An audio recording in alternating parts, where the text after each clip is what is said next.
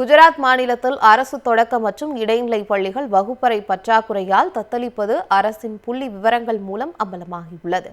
குஜராத் சட்டப்பேரவையில் காங்கிரஸ் உறுப்பினர் எழுப்பிய கேள்விக்கு அம்மாநில பாஜக அரசு எழுத்துப்பூர்வமாக பதிலளித்துள்ளது.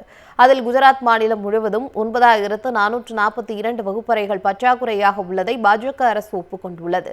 இதில் 32 மாவட்டங்களில் உள்ள அரசு தொடக்க பள்ளிகளில் 8586 வகுப்பறைகளும் மேல்நிலைப் பள்ளிகளில் 856 வகுப்பறைகளும் அடங்கும். இதில் குறிப்பிடத்தக்க வகையில் பனஸ்கந்தா மாவட்டத்தில் மட்டும் 1140 தொடக்க பள்ளியில் வகுப்பறைகள் இல்லாத நிலை உள்ளது.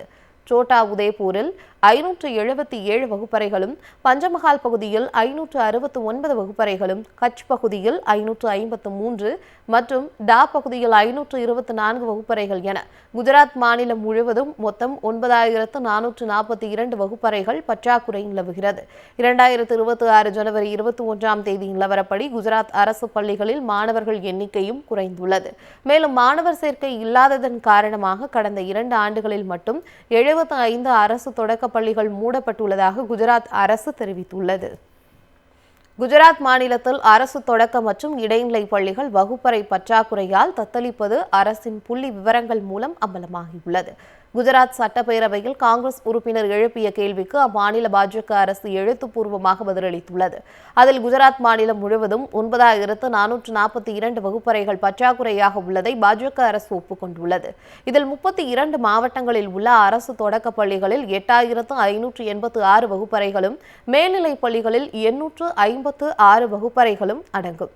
இதில் குறிப்பிடத்தக்க வகையில் பனஸ்கந்தா மாவட்டத்தில் மட்டும் 1140 தொடக்க பள்ளியில் வகுப்பறைகள் இல்லாத நிலை உள்ளது. சோட்டா உதய்பூரில் 577 வகுப்பறைகளும், பஞ்சமஹால் பகுதியில் 569 வகுப்பறைகளும், கட்ச் பகுதியில் 553 மற்றும் டா பகுதியில் 524 வகுப்பறைகள் என குஜராத் மாநிலம் முழுவதும் மொத்தம் 9442 வகுப்பறைகள் பற்றாக்குறை நிலவுகிறது. 2026 ஜனவரி 21ஆம் தேதி நிலவரப்படி குஜராத் அரசு பள்ளிகளில் மாணவர்கள் எண்ணிக்கையும் குறைந்துள்ளது. மேலும் மாணவர் சேர்க்கை இல்லாததன் காரணமாக கடந்த 2 ஆண்டுகளில் மட்டும் 75 அரசு தொடக்க பள்ளிகள் மூடப்பட்டுள்ளதாக குஜராத் அரசு தெரிவித்துள்ளது.